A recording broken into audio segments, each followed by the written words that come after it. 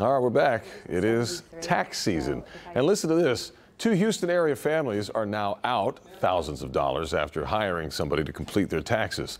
This morning, they're warning everybody to double check who's preparing your taxes, even if they advertise as being local. Rilwan Belogan's with us. He's been focusing on these ghost tax preparers and how they can cost you. Rilwan, good morning. Good morning. Thanks for hanging out today. I'm excited. Appreciate it. This is tax season. A lot of us haven't finished yet. We're going to go out and look for someone to get help, and nobody wants to hire a ghost. No. What is this ghost tax preparer anyway? It's more common than you'd even realize. Okay. It's someone who actually might do your taxes. They do it properly, allegedly, apparently. Right. And then what the IRS says is they forget to sign off on it, or they don't give their IRS ID numbers, put it in your packet while they're filing this paperwork. So they may get you a lot of refunds by doing a number of things that could be shady. So when the IRS is trying to figure all this out, try to figure out what's going on, they call you instead of the preparer, since the preparer didn't put their information on there at all. And now you're hung up for all of the money that you thought you were getting. And you've likely spent that money, and now the IRS is saying, hold up, no, you need to pay us. Because it does take time for the IRS to sort of catch up with these things. Exactly. When I first heard ghost tax preparer, I was like, oh, well, maybe you pay them a fee and then they just ghost you and they take off. But this seems even more sinister, to the point where, like, they're saying to the IRS, this is a ghost tax return. You don't even know who created this thing. And it is partly that as well. That's what happened to these 2 families we spotlighted in the story. They were both recommended by people they trusted. That's what's so wild about this, because any of us could fall prey to this. So a friend tells you, hey, this is someone I've used previously. They're helpful. You go to them. This is what happened to one of the women I spotlighted. She spends $900 for this person to file their taxes, is waiting. While she's waiting, her friend is looking for someone to file her taxes. So she tells her friend, hey, I'm with this person. They'll do your taxes as well as they just did mine. Their website says, we are local. We're here in Texas. We're in the Pearland area. You can trust us. But the second couple here files out $1,500. What? This was last year. Since last year, they've been contacting this person every day, weeks, months, and that person's been dodging them.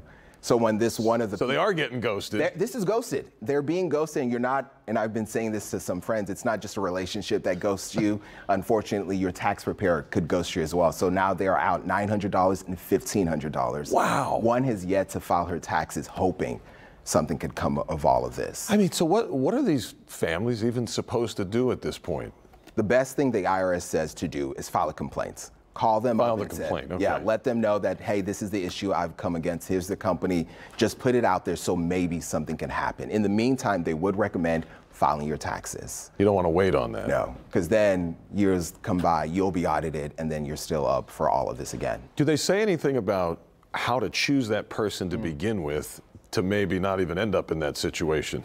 There's a directory. The IRS has a directory of all registered and certified tax preparers on their website. We have it on our website, clicktohouston.com. So if they look at your article, you can link it. Yeah, we walk you through exactly how to find this this catalog here, putting the address, zip code address, the person's last name, and you'll be able to verify if they're trusted with the IRS before sending them any money. So do you think it was as simple as that for these families? If they would have taken the name or whatever info they had and plugged it in, this person would not have come up then, most likely. It's questionable. They probably wouldn't. Right. But what the thing that's come up for them is, like, other people have used this person before with no problem. Right. One of the women, her brother used her, no issues. Wow. It was just when they used them that all of this issue started to pile up. So once we called them, I've tried multiple efforts to reach this company. Right. No success there. Can't find them.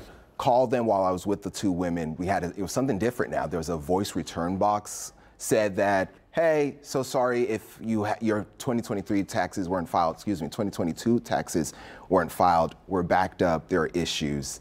And that just rang the alarm for us that these 2 aren't the only ones. So wait, they were dodging you guys for a while, and then it popped up a voicemail with sort of an excuse on the message even. Exactly. Interesting. Yeah. I didn't expect that at all. Yeah. We were all surprised. We put it on speakerphone, and our reaction was like, we were all taken aback, like, what?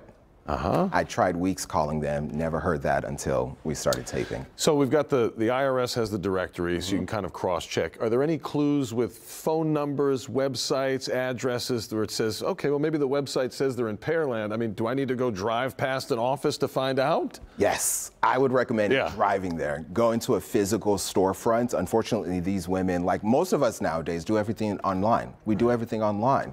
So I would recommend, the IRS does as well, going to a storefront, and while you're there, asking them for their tax ID, that if they are apprehensive, red flags. That's a red flag. Go, leave, leave there immediately. If they give it to you, you should still just reinforce it, double check that directory that the IRS has. So is that the biggest red flag then, if they're not willing to hand over publicly available information? That's one big red flag. Are there any others we should really just be trying to dig for? If they are preparing it and you're looking over it, they're not signing off, that should be number 2. Number 1, they don't give you their IRS tax ID number. Number 2, they don't sign off on your taxes. Red flag. They're not owning their own work. That's a red flag. The QR code, by the way, that you've seen up here, you can take you to Rilwan's story, and then from there link you to the database. This was very helpful, Rilwan. Thank you for coming in and hanging out with us. No, thank you for having me. Really appreciate it. Good luck with tax season. You too.